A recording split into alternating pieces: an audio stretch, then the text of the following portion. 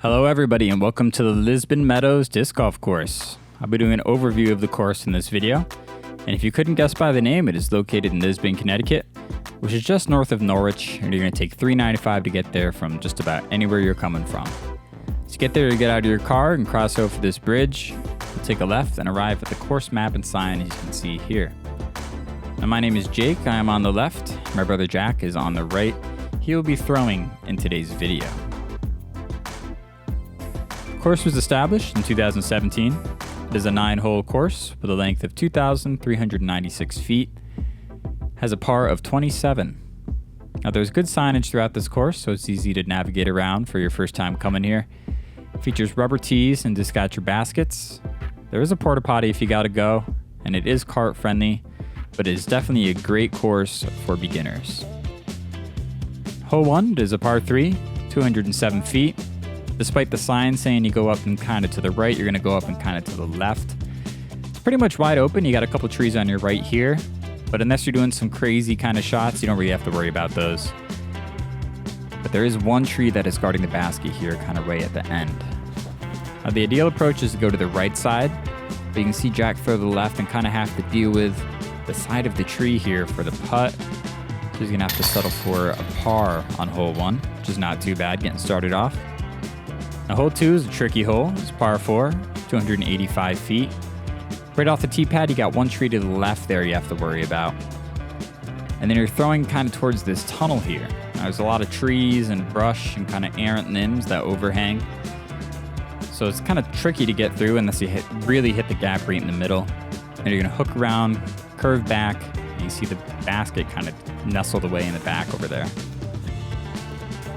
This is Jack's drive. He has a nice throw. But he kind of looks like he hits a tree there at the end. He's going to have to kind of throw another approach here. Let's get around the bend. And misses the birdie throw, but it's okay. He will again finish with a par on this hole. Hole 3 is a par 2, 190 feet. I really like this hole. It's pretty straightforward, simple. The whole right side is wide open. Left side, you got this wall of kind of woods and trees and brush, and you want to avoid that for obvious reasons. If you make it past that, right to the left after the bend is the basket kind of tucked away back there. And that's just a perfect throw off the tee pad. Kind of skips a little bit, it looks like, and he's going to putt right in for the par. Hole 4 is a par 3, 216 feet. Interesting hole. Left side is wide open. There's soccer fields, as you can see there, which are also great for some field work. The right side is kind of like a jungle, as you can see. There's a barbed wire fence just right past the beginning of it, which marks OB. And there's a lot of swamp back there, so it's easy to lose a disc if you accidentally throw it in there. Forehand is definitely the way to go. As you can see, Jack off the tee putts in for the birdie. Actually, double putts in for the birdie. Hole 5 is a par 3, 300 feet. Pretty much as simple as you can get. Pretty much wide open right across the field. There is one tree to the left there you have to worry about. But if you make it past that, you don't have to really worry about anything except for a little bit of woods kind of close to the basket the closer you get to it. Jack throws it off the tee pad here. You can see he kind of clips off the bush, but he is still on the fairway with a long putt. Cannot blame him for missing that one. That was a big putt. So he will finish that one with a par as well. Hole 6 is a par 3, 299 feet, and you're pretty much turning around and throwing right back across that field.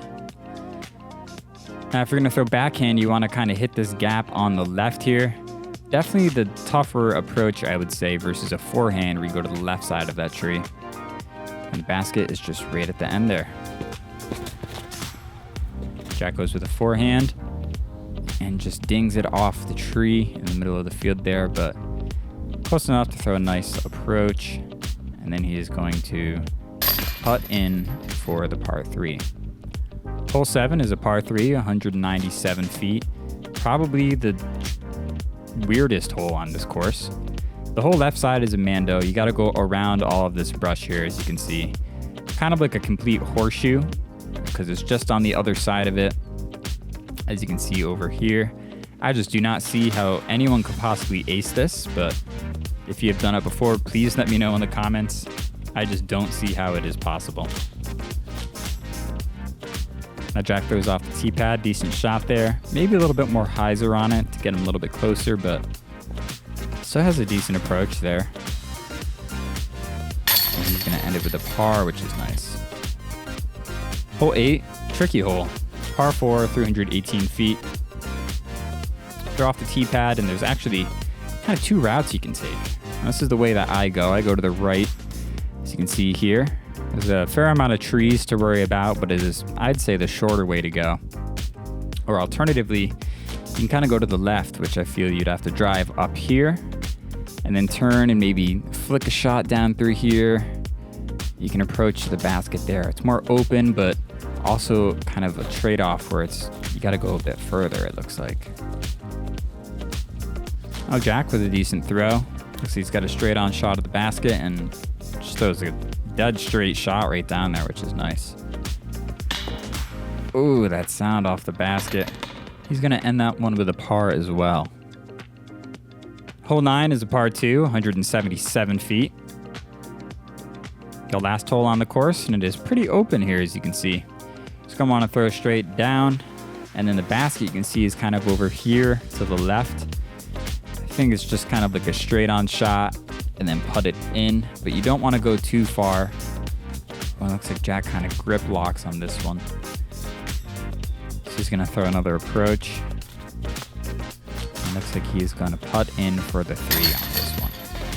So that's going to do it for the Lisbon Meadows course overview. If you want to see more of these guides, please let me know. Leave a comment below and I'll make some more.